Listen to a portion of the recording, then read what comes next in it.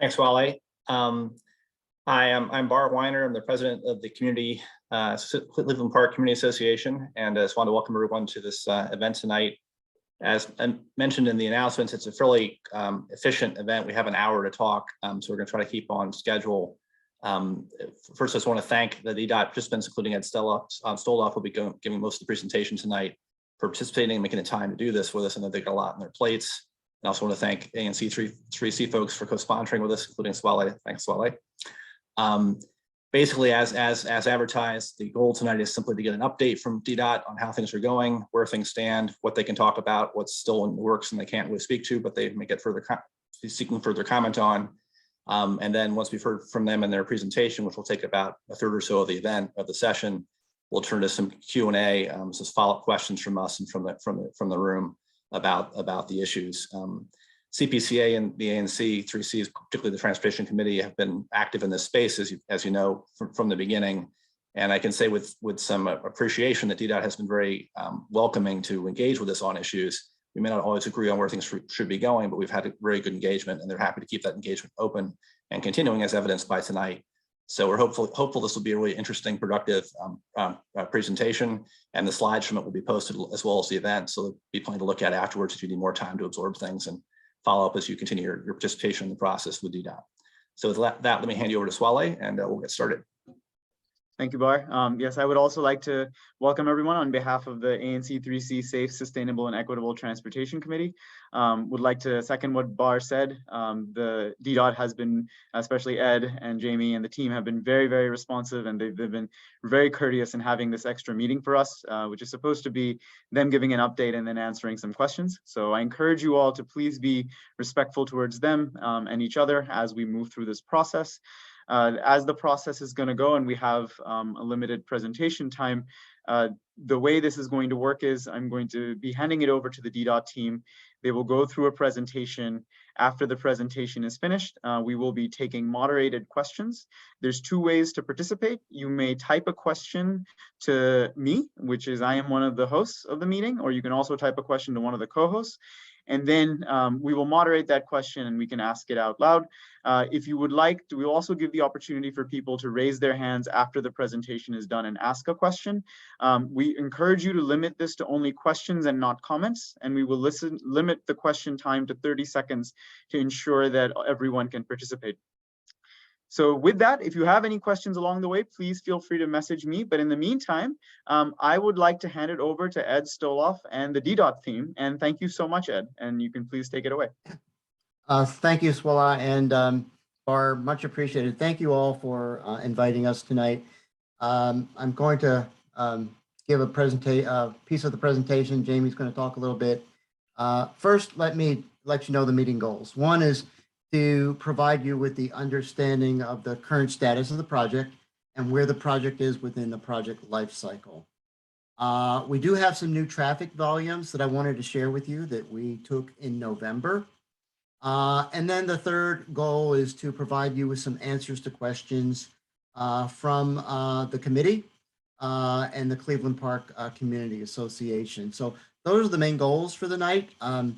I want to preface it by saying, we don't have our next iteration of the concept design yet, but when we do, we'll vet that internally and then present that to the public, we hope in the spring or early spring, sometime in March.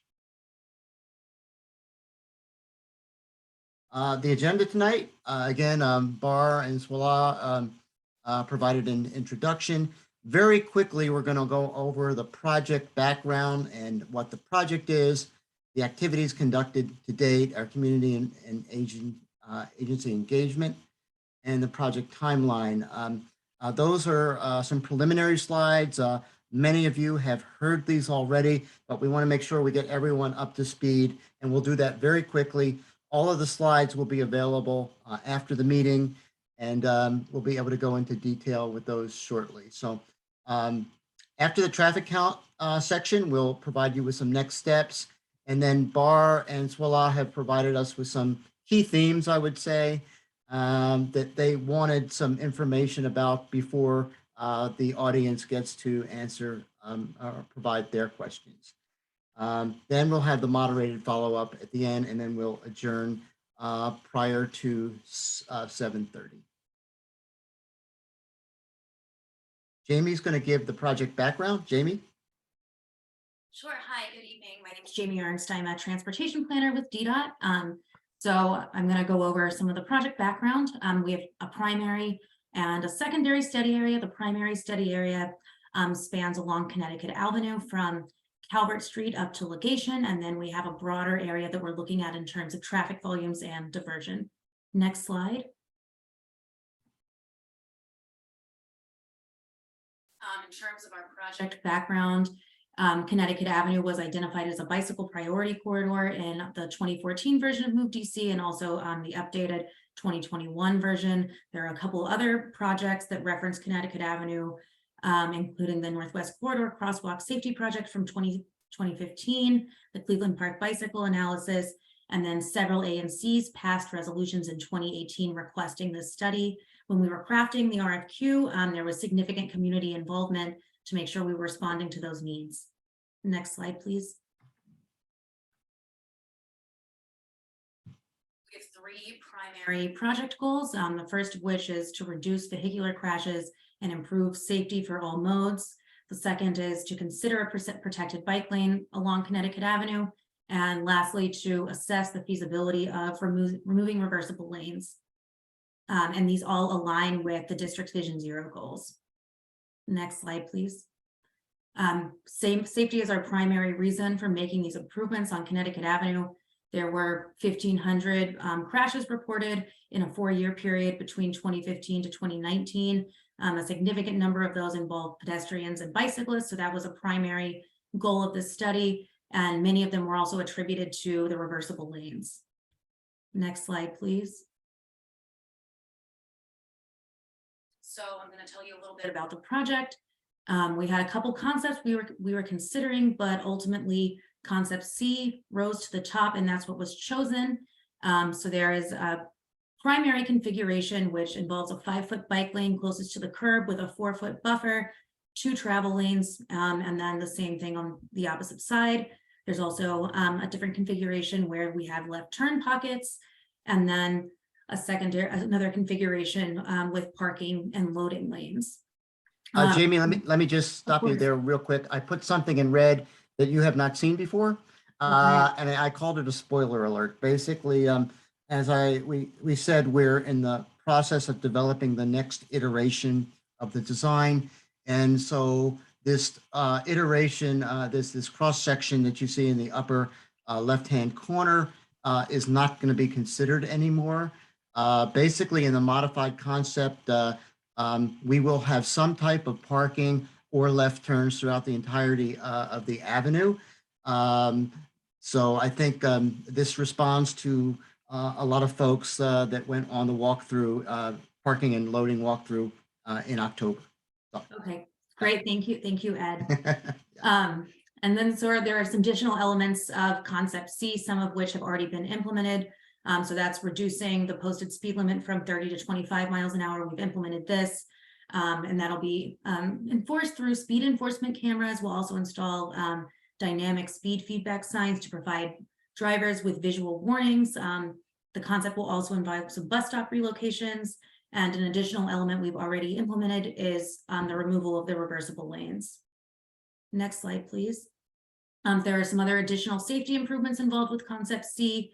The installation at hawk signals at 2 locations, implementing no right turn on red, adding some pedestrian refuge islands, and then there are 3 additional intersections we're analyzing for approach realignment. Next slide, please. So we developed 11 different segments of the corridor that have concept maps, as you see here. The segments for this A and C are maps 1 through 4. These maps were all presented at public meetings held June 28th and 29th, where we received comments. We also held walkthroughs on October 3rd, 11th, and 17th, where we presented these concepts as well to receive further comment from the community. We appreciate those comments, and we're actively reviewing those to incorporate them into the next draft of our concepts. Next slide, and Ed, I'll hand it back over to you. Thank you, Jamie. The next two slides show a flow chart of the kinds of activities that we've done over the past couple of years. We started out with existing conditions and data collection. In the spring and summer, we started to develop some initial concepts. In the summer of 2020, we held stakeholder meetings. In the fall of 2020, we have done modeling and traffic analysis, followed by concept evaluation. We held a public meeting on March 30th and April 1st, 2021. There was a public comment period for about a month or so after that public meeting. We had a DDOT and mayoral review period between May and December of 2021, and a decision to proceed forward with Concept C was made by the mayor on December 15th of that year. We continued with initial concept design, and we held a public meeting, as Jamie said, on June 28th and 29, 2022. As Jamie said as well, we have implemented 2 project recommendations during this study period. We removed the reversible lane signs and markings, and we also reduced the speed limit from 30 miles an hour to 25 miles an hour last summer. In terms of community and agency engagement, you'll see the different kind of modes of engagement that we have on the left side. We have a community advisory committee. We've met with the ANCs numerous times.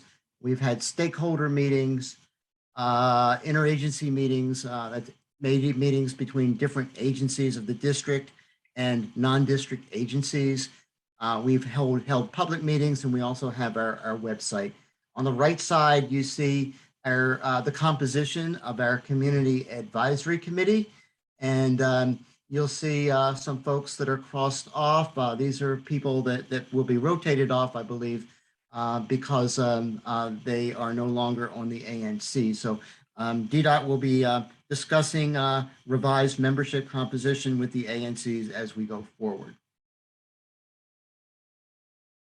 I have 3 slides here that I'm going to flip through. We have had over 65 meetings with the public and different agencies since the project inception. I'm not going to read all of these, but you can kind of see that it is a comprehensive assessment of the needs of the ANCs, the CACs, schools, the mayor. We met with the Maryland State Highway Administration. We held the walkthroughs in October, and we're meeting with you this evening. So really, it's around 65 opportunities that we've held since the project inception. Again, we held public meeting number 2 on June 28th and 29th, 2022.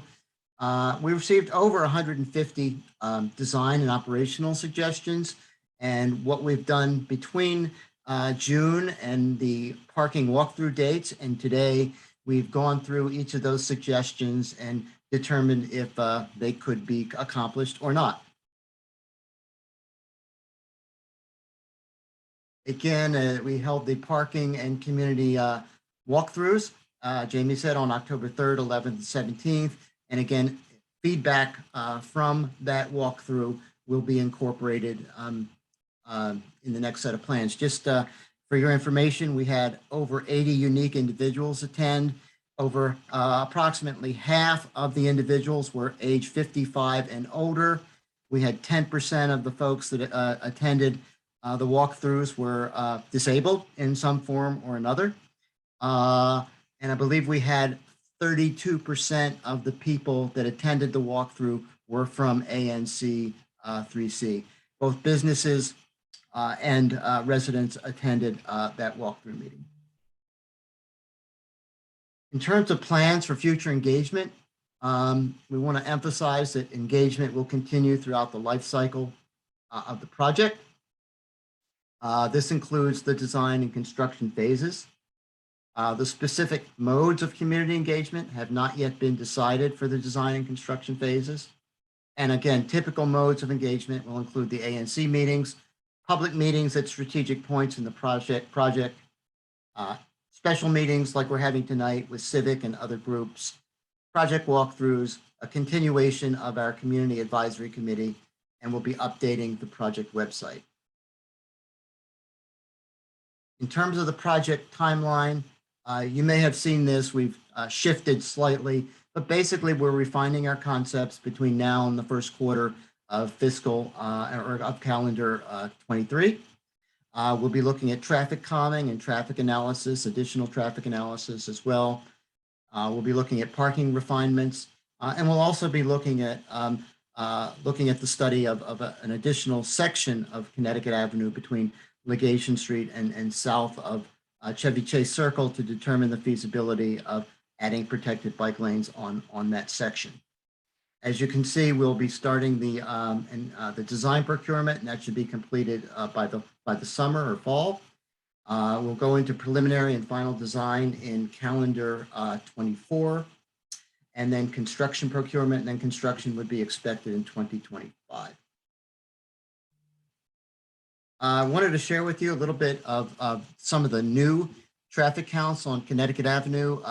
You'll have this information, so I'm not going to spend a lot of time on it, but I think the conclusion is on all sections of Connecticut Avenue between the pandemic, pre-pandemic times and today, we have roughly 6,000 to 6,500 less vehicles on Connecticut Avenue between, again, February 2020 and November of 2022. So it's about a 21 or 22% reduction. We took counts, we took traffic counts in December 2020, December 2021, and this past November. And as you can see in this example, this is between Military Road and Nebraska Avenue. We had about 30,000 vehicles in February 2020, and we're down to around 23,000 or so vehicles in November 2022. The next slide shows the area between Van Ness Street and Tilton Street. Again, about 6,600 less vehicles today than it was during the pre-pandemic times. We had around 32,000 vehicles per day, and now we have around 25,000 vehicles per day. The last section that I'm showing is between Macomb Street and Devonshire Place.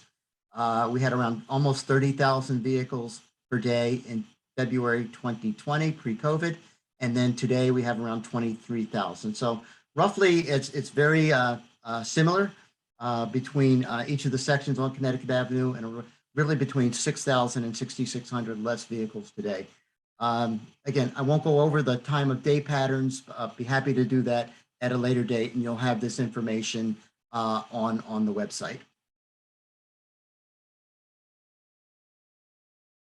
In terms of next steps, as we said, we are refining the concepts plans, and we hope to have revised concept plans for public review in the spring of 2023 of this year. We're going to incorporate parking and loading changes into the revised plan. We'll evaluate that we are evaluating the technical comments that we received. And again, once we develop the revised concept plan, we're going to meet internally. We'll meet with our interagency group, and we'll meet with the CAC prior to taking the plan to the public sometime in the spring. Again, I want to thank everyone for your great comments that we received both at the public meeting in June and at the walkthrough. We have taken those to heart and done whatever we could possibly do to address those comments in the framework of Concept C. I just mentioned that we will be looking at the possible extension of the protected bicycle lanes from Legation Street to south of Chevy Chase Circle. The original project limits were set because the limits of the reversible lanes ended at Legation Street. And then we did have suggestions by the public to extend the PBLs, protected bicycle lanes. Right now, we'll be analyzing traffic safety, parking, multimodal and environmental conditions. We're doing our due diligence. And then DDOT will make a recommendation on whether to include or not to include the extension of the protected bicycle lanes in the project. So nothing's a done deal. We'll be taking that to our CAC. We'll be taking that to our internal groups and weighing the trade-offs and the pros and cons and coming back to you with a recommendation.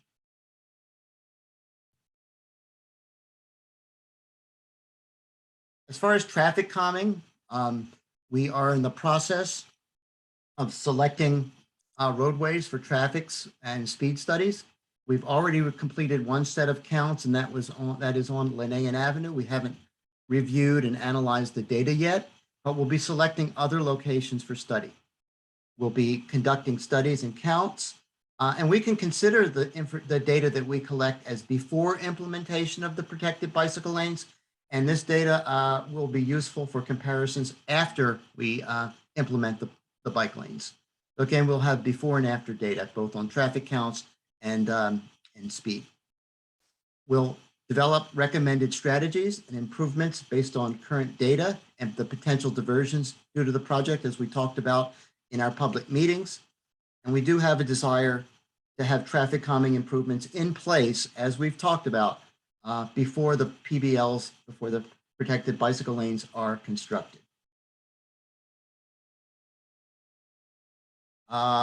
You may have seen this map before, but for others who have not, these are some of the potential locations for traffic calming study and review and possible improvements that we'll be looking at.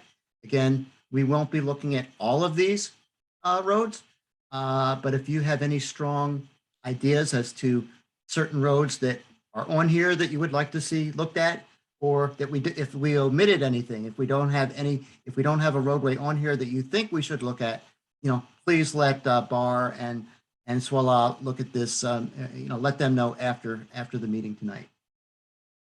But we will be selecting locations based on some technical criteria. What projects are already in the pipeline? What are the volumes on the street? What are the functional classifications of the street? Are there crashes that we need to know about, and other potential criteria? So there's some tasks that we'll be doing over the next 18 months as we go from concept design to preliminary and final design. And I'll just speak about some of these. Again, ADA is definitely on our mind, and we'll be looking at ADA parking spaces and including provisions for wheelchair access. We'll be studying specific bus stop locations. And as we said, we want to look at near side to far side locations, potential consolidation of bus stops. We'll be looking at intersection redesigns in a few locations, slip lane removal, adding left and right turn lanes. We'll be looking at traffic signal operations, including pedestrian crossing times. It was noted during our public meetings that there's a desire to have increased walk time, especially for older persons and disabled persons. And you can tell us right now, are there locations on Connecticut Avenue that you feel need greater walk times? Let us know now, and that can be implemented way before, potentially implemented way before this project is complete. So let us know. We'll be looking at no turn on reds at many intersections. We'll be looking at the provision for safe boarding of buses, including platforms at the same level of sidewalks. We'll be looking at revisions to parking and loading and pickup and drop-off allocations. We'll be looking at changes in parking durations and time of day usage and side street usage. We will be designing new pedestrian refuge islands and medians and curb extensions. We'll be integrating this with existing projects such as the Van Ness Streetscape Project, the Cleveland Park, and the Cleveland Park Streetscape and Drainage Project. We'll be looking at the types of buffers and materials to be used for protected bicycle lanes. We don't have that information now, but that'll be developed in the next phase. We'll be looking at adding pedestrian signals such as hawks, signage, traffic signal operation changes, and again, as I said, traffic calming improvements at various locations. I have a number of key themes that Bar and Swala have developed, and we've kind of boiled them down to really three. And he asked, Bar asked if we kind of would discuss a little bit about the center, if we've ever looked at center running protected bicycle lanes in the corridor. Buses. The efficiency of buses. A number of tools that DDOT will use will include stop relocation, as I said, near side to far side location, stop rebalancing, transit signal priority, and in-lane stops. There's other tools that we will consider, and that is included in the DDOT's bus priority toolbox. On the right-hand side, you can see the icon for the front cover of the report. And if you want to see that, just type in DDOT Bus Priority Program Toolbox, and that will come up immediately. Or please email us, and we'll be glad to provide you with a link to that program. A lot of questions are asked, why is Connecticut Avenue not a bus priority route? Bus priority corridors are based on the busiest corridors, the ridership corridors in the district. And I just got some new numbers today with regard to transit. Now, pre-pandemic, Connecticut Avenue had about 4,500 boardings and alightings. The ridership per day was around 4,500. Today, we have 2,700 boardings and alightings. And this represents about a 40% reduction in pre-pandemic volumes. We also have 3 metro stations along the corridor, which represents some duplication of service. So all of these factors, are looked at by DDOT and WMATA in order to make a decision on what a bus priority corridor should be within the District of Columbia. Okay. However, WMATA is now conducting what they call the Better Bus Network redesign. And the community can definitely get involved in this effort. The first phase was completed or should be completed by December, about a month ago in December. That was data collection, analysis, goals, and priorities. But WMATA is now considering network options. They'll be doing stakeholder engagement and finalizing options and approvals through next December.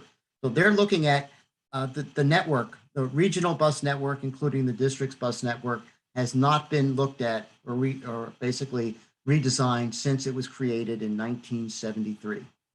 And so this is really the first opportunity for people to look at the bus system and all the changes, the demographic changes and the system-wide changes that could be looked at, over the next 20 years.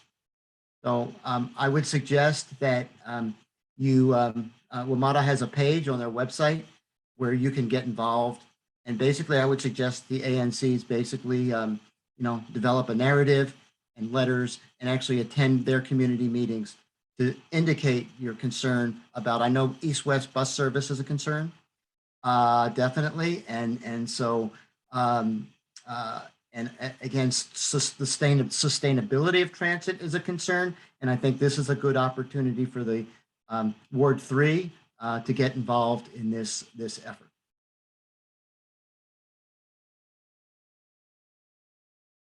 Ped bike safety is another issue that, or key theme that was brought up by Bar and Swala.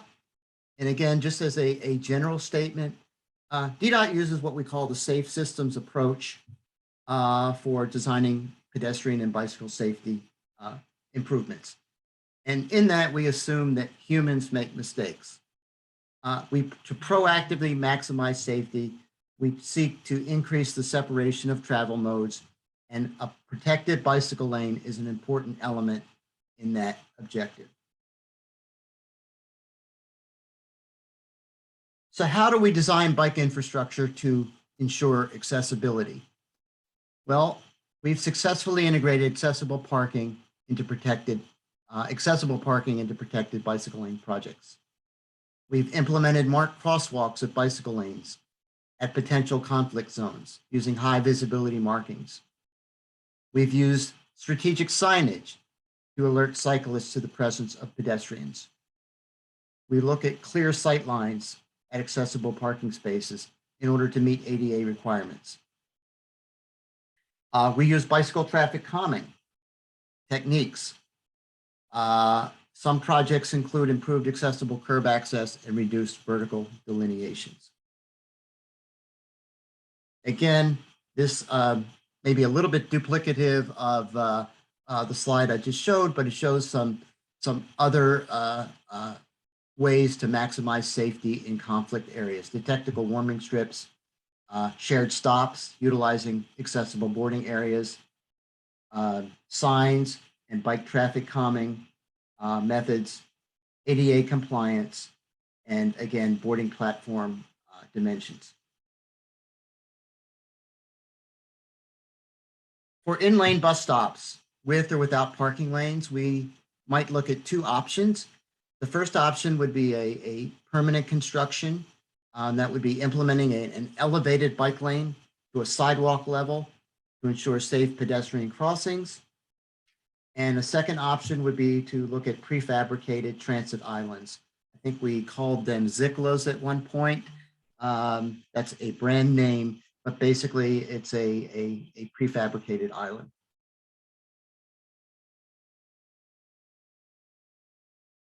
The signs we show here, we'll be looking at, we call these R10, 15 signs, but basically it's signs that we put before bus stop locations and before the bus platforms to ensure pedestrian safety, stopping for pedestrians.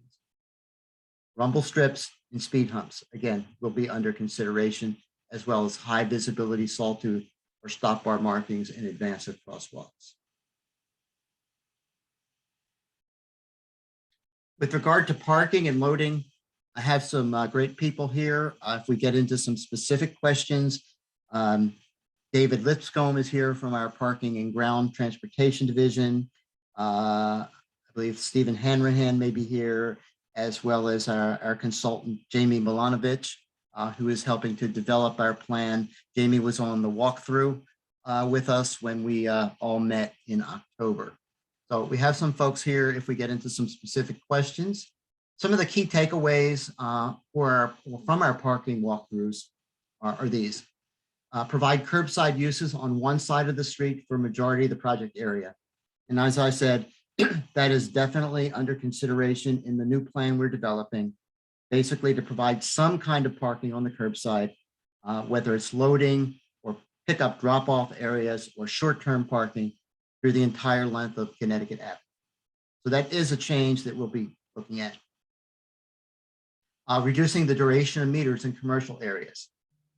Creating flexible zones with changes in time of day usage. Looking at block by block land uses to determine the most appropriate mix of curbside uses and locations on either on the east or west sides of the street. And that is a change that we are making in the new iteration of the design. We'll show some switches between parking on the east and west sides of the street based upon your comments that we received back in October. We want to strategically locate pickup drop-off zones throughout the corridor to serve passengers, PUDOs, food deliveries, and short-term delivery vehicles. And we want to identify targeted areas on side streets to add parking, to create more turnover, and to provide designations to better serve specific uses. Again, a couple of other bullet points here.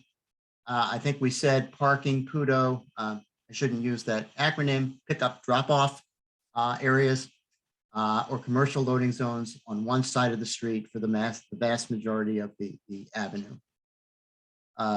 Variety of curbside strategies to be employed, including 30-minute metered parking. We'll look at other durations as well. Commercial loading zones, pickup drop-off zones for residential areas, longer-term 2-hour daytime parking, and strategically placed pickup drop-off zones to accommodate passenger pickup, drop-off, food delivery services, and delivery vehicles. Again, we have a chart here. And again, we're considering flexible zones to maximize parking efficiency. So we kind of look at the day into kind of 4 areas, either the daytime, early evening, late evening, and overnight. And then we kind of array commercial loading zones, pickup drop-off, short-term metered parking, with that, including residential parking, and develop some themes as to what we might want to see during different times of the day. Again, one of the questions that was raised are, can there be loading on both sides of the street simultaneously? No, the design does not allow that. But again, parking and loading on the revised plan will switch between the east and west sides of the street in response to land uses and the presence of off-street loading and off-street parking options. What can be done to ensure sufficient parking on or near the avenue? Provide some parking or loading on one side of the avenue. Shorter duration parking in commercial areas to allow more patrons to be served by on-street parking through the day. And adding pickup and drop-off zones near Connecticut Avenue on side streets for food and parcel deliveries. Again, we're retaining, the plan would be to retain the vast majority of residential parking spaces. A couple of exceptions would be on Tilden Street, adjacent to some non-residential uses, and a few spaces on Jennifer Street near the church there. Retaining existing pockets of unrestricted parking where appropriate. Incorporation of additional parking on Cathedral Avenue and potentially along Porter Street. We want to convert previous car share spaces to metered spaces, and we want to add pickup drop-off zones and commercial loading zones at strategic points in the corridor. Again, that's what I have. I think we're going to go into the question and answers at this point, the moderated questions and answers. I do want to thank everyone for their attendance this evening. Comments and questions are really appreciated. Want to emphasize that community engagement will continue through the project life cycle. We've worked with the community to incorporate compromises in the next design iteration. And regarding programmatic parking elements, the team will continue to meet with the ANCs and the community groups to make refinements during the next 1 to 2 years. So when you see a programmatic parking plan issued in March, that's not the end. We'll be able to work with you and the ANCs to make refinements to get it to where we can implement once the bike lanes are implemented. Swala and Bar, I think I've concluded the prepared remarks, and we can go into some questions now. Perfect. Thank you, Ed. And Mr. David Barden already has his hand up. So we have some questions in the chat too that I've been collecting. Thank you for those that are sending them. Mr. Barden, you have 30 seconds to ask your question, and I'm going to ask you to unmute.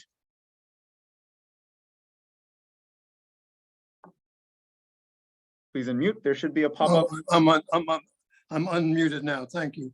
Perfect. Please go ahead. I can't make myself visible. I'm a member of the Addis Israel congregation on Quebec Street, and I use Metro bus both directions on Connecticut to go coming and going many times at different times of the week. Will I be able to get on and off the bus at the curb? And if not, what's your, I'd like Ed to, I've talked with him in the past about other issues, but I'd just like him to explain what's his thinking about curbside pickup by the bus and curbside delivery by the bus. I gather from what he said at the beginning that they're reconsidering where they're going to put the Thank you, Mr. Barden. bike lanes. Yeah, thank you, Mr. Barden, for your question. Go ahead, Ed. Thank you, Mr. Barden. It's great seeing you again. And I don't want to sound like a broken record to everyone, but that will be decided in the design phase. As I said, we'll be looking at every single bus stop in the corridor and making a recommendation to where they will be, the locations, if it'll go near side of an intersection to far side of an intersection. So I think, just hold on a little bit until the next phase, and then we'll be presenting those bus stop recommendations at a later date. Swala, can I hop in quickly on that? Just a quick follow-up question. Of course. Mine. On the safety issues, Ed, you mentioned a bunch of methods you guys apply to try to manage pedestrian biker safety with one another. Do you have any information on kind of how that goes? I assume you have some experience from around the city just to get a sense of whether, as a collection, it has a pretty good effect. Yeah, in terms of a bus, I don't know if this is your question, but in terms of bus reliability, for example, if we have a stop that goes from the near side to the far side, we can save maybe 10 seconds, 20 seconds, 5 seconds. And if you add up, we have over 50 stops in the corridor. If you add all of those seconds up, in addition to, transit signal priority and other kinds of methods that we use, the amount of the bus time along the corridor, we said that there would be increases in bus travel time, but those kinds of measures that we implement will mitigate that additional bus travel time to a certain extent. We don't know the full extent of it, but we know that implementing those recommendations will mitigate that additional travel time to some extent. Thank you. That is really helpful. What I was asking about was really the methods in terms of safety issues. We're talking about how the pedestrians and the bus users and bikers interact with the raised entrances to the buses and the sign and that sort of stuff. Okay. Thanks, Debar. I'm going to ask, is Sean Burnett available? And Sean might want to comment on that.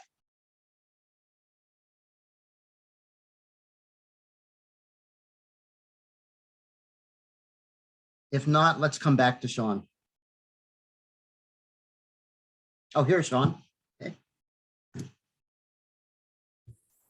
Hi, everyone. My name is Sean Burnett, and I am the manager of DDOT's program. To your question, in terms of safety, so I think Ed went through a number of different design standards that we utilize for these shared stops. That's what we call these shared bus bike stops. I think he went through, and you can see in some of the slides, the litany of safety features, including, bike traffic calming, we heavily sign these areas. We utilize a lot of different kind of verbal cues that tell both bus passengers as well as bicyclists that these are conflict areas and that they should be on the lookout for each other. In terms of our safety record, we have a number of these throughout the city, both the concrete bus islands, as well as the Zikla platforms, which are those modular prefabricated transit islands. And right now they've been honestly very successful. We've been really, really happy with the way that they've been operating. They're also, we didn't invent these. These are in use across the United States. And as a matter of fact, they are in NACTO, which is one of the traffic safety kind of organizations that works with a number of different cities across the US. We utilize NACTO's design standards when designing these shared bus stops. Does that answer your question? Yeah. Thank you, Sean. Yeah, I think we'll keep moving because there's a lot of questions both in the chat and people have had their hands up. So I think it's best if we keep going. And we won't be able to get to all of them, but these are all saved. So please do, and Ed has promised to respond to them later. Ed, the next question from the chat was, in this presentation, the maximum width of a bike lane is now 4 feet. It is very difficult for one cyclist to pass another one with a width of just 4 feet. Is DDOT worried that more cyclists will now be riding in traffic due to these narrow lanes? That would seem to defeat the point of the bike lanes. I'll start and Sean can continue. They are in accordance with our bike lane standards in our design manual, our bicycle design guide, and other references that we use. So they are in accordance with, granted, they are minimum, but we use them throughout the city. We're in constrained areas. Sean, you want to add anything? Sure. Just, reiterating what Ed said, that these are well within the design standard regulatory size. They are the minimum, and we did this to try and maximize some of the other things that the community is saying that they was important to them.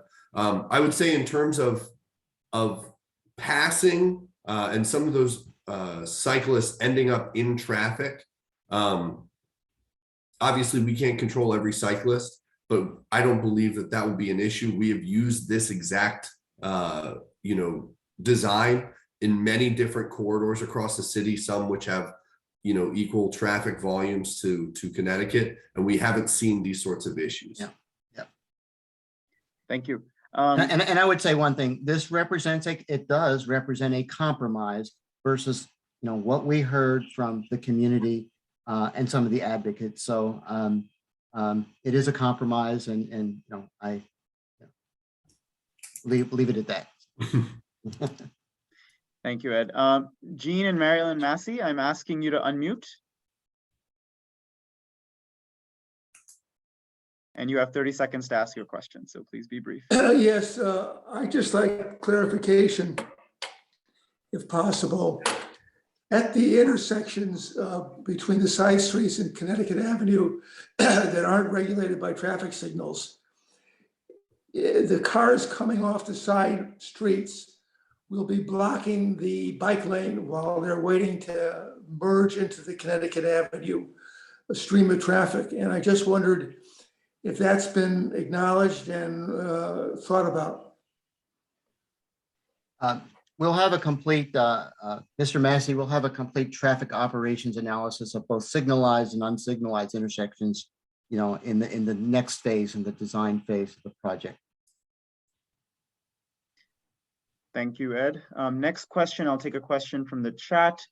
There's a question about safety issues in terms of bicyclists and cars not meeting sort of traffic safety rules and enforcement. So can you talk a little bit about enforcement of rules of bicyclists speeding through red lights as well as cars speeding through red lights and stuff like that? Is there any enforcement stuff planned?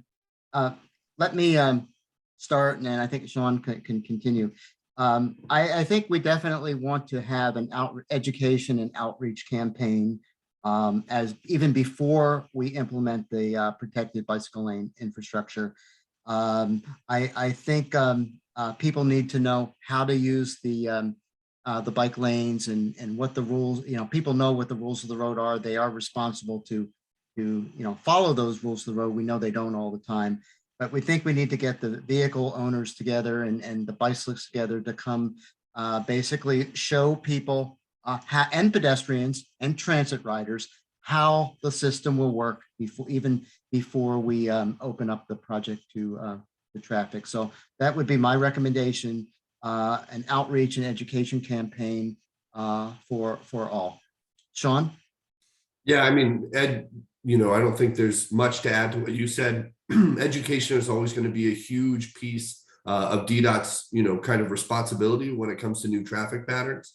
I will reiterate, however, that this exact design is not uncommon across the district.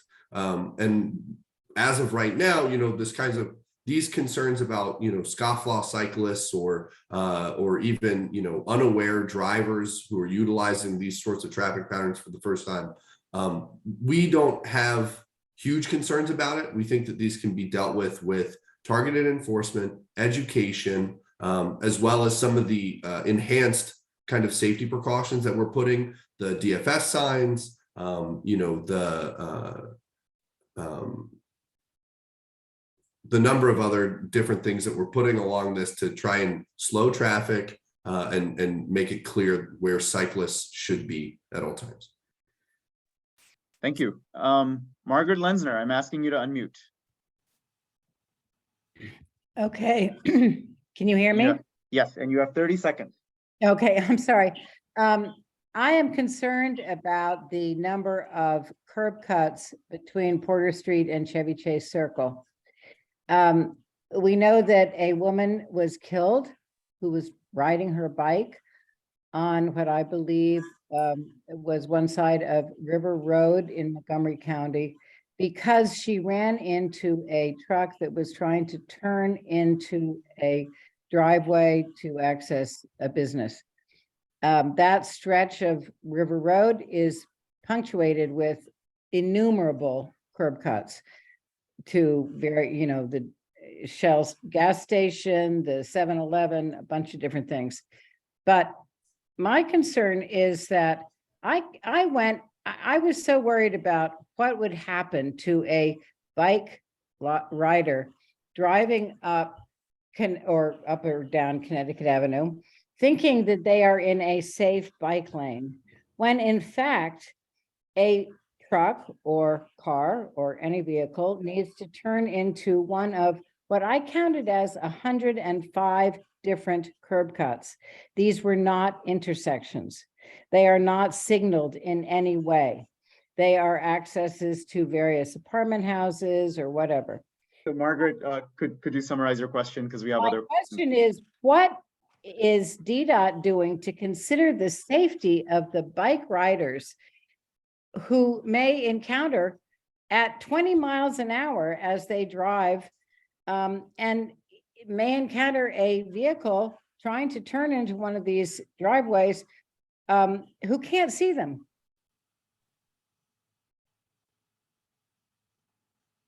Are you talking about the visibility of the bikers? Well, the bottom line is that if you're, I mean, I had this experience on River Road when I was about to turn into the Shell gas station. And all of a sudden, a bicyclist came flying past me on the right. I had been stopped completely behind several cars waiting at the stoplight at Little Falls Parkway. I could not move until they began to move, at which point I started to turn right. But as I started to turn right, this bicyclist came flying up on my right from behind me. There is no way I could have seen that bicyclist if I had, luckily I did see him before I turned, but I don't see how a bicyclist in a quote protected bike lane to my right can be safe. That concerns me. I would say Bar and Swala and Ms. Lensler, let's take that offline. We would be glad to talk with you. After this meeting, we can make sure that we get your contact information and talk to you. Thank you. Yeah, thank you. Thank you, Margaret. I'll follow up. Next question I'd like to take from the chat, and Ed, this is about sort of the, where we need more crosswalks. And so we have some idea about where on Rodman Street specifically, so crosswalk near Rodman Street where the trail crosses the street because there's a trail there, as well as safety around sort of the Tilden, Connecticut intersections. Do you have any plans for those areas? Again, that will be developed in detail during the design phase. If that question can give us if you can get us the specifics, please, put that in our meeting documentation. We'll make sure we address it during the design phase. Awesome. And then Ed, I knew you had a 7:25 spot. Are you willing to take some more questions? We can go 5 minutes long. I think if it's okay with all the other DDOT staff and consultants, we can go another 5 minutes. Yeah. Okay. Nick Deladone, I am asking you to unmute and you have 30 seconds. Thank you. This week, legislation was introduced in the council for e-bikes and provide rebates to encourage people to use their bikes more. Does DDOT support this legislation? And I'm reading reports from New York City where the e-bike lithium batteries catch fire and the speed is causing accidents. And that's true even in Amsterdam and in Paris. So does DDOT support this? I'm sorry, I can't answer that question. We'll need to get an answer for you, but we'll need to take that offline. Yep, that's also not relevant to this conversation. All right, I guess next question, I guess there's a clarification from Councilmember Fruman. Is there any type of bus sort of stop design, and this is following Mr. David Barton's question, where it'll be right next to the curb, or will people have to cross the bike lane in any of the designs that you're considering? Or is this another question that you can only answer later? Yeah, I mean, we'll look at every location that has a bus stop and make a decision on the design requirements, in the next phase of development. So that will really happen in the next fall when we start design. Great. Garrett Hennigan, I'm asking you to unmute. Yes, good evening. Hi, my name is Garrett Hennigan. I'm calling on behalf of the Washington Area Bicyclist Association. I've been following this closely. I want to talk about real quick the minimum design standards that the DDOT staff were referring to. When Concept C was first floated, the 4-foot minimum bike lane was considered only in a limited number of blocks, the commercial blocks where parking on one side or a center turn lane was deemed to be so critical. Mr. Stoloff, you mentioned that this is a compromise. We already did the compromise when concept C was determined to be the best one, the best compromise between two difficult choices. Going down to a 4-foot minimum lane for the entire 3 miles means, as other people have said, that you never get to pass, that it's not going to accommodate a higher volume. So I guess my question is, why is DDOT so comfortable to compromise on making this bike lane actually work for the people who will want to use it? Especially when federal standards, NACTO standards, international standards don't accept a 4-foot minimum, they accept a 5-foot minimum. So I guess the question is, Garrett, why is I'm gonna DDOT so ask you to summarize comfortable very with the quickly. 4-foot minimum?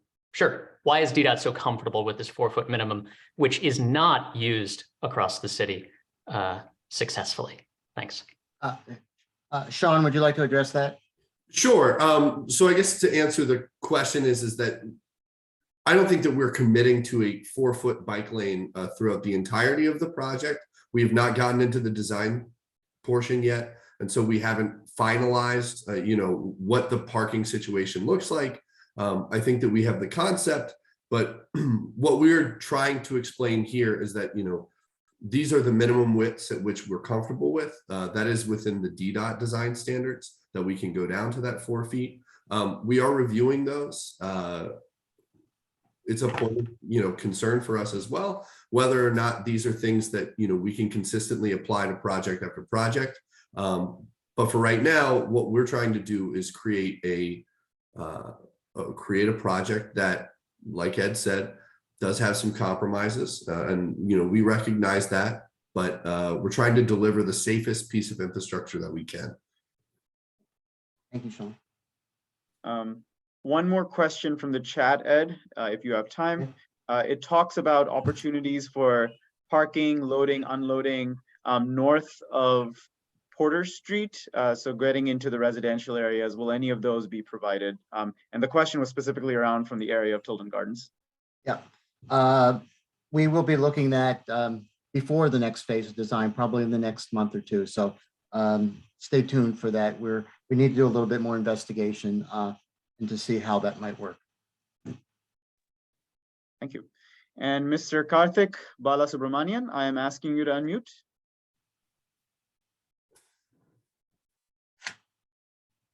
Great. Thanks so much. I appreciate it. Can you hear me? Yes. You have 30 Excellent. seconds.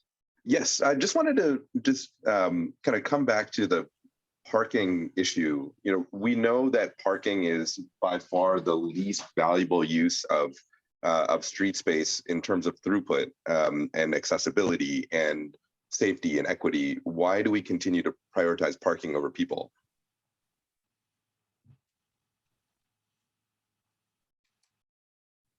I think we are seeking a balance in the corridor. So we have businesses and we are striving very hard to provide as much parking as we can for the business patrons. We do not prioritize employee parking in the District of Columbia or long-term parking on major corridors like Connecticut Avenue.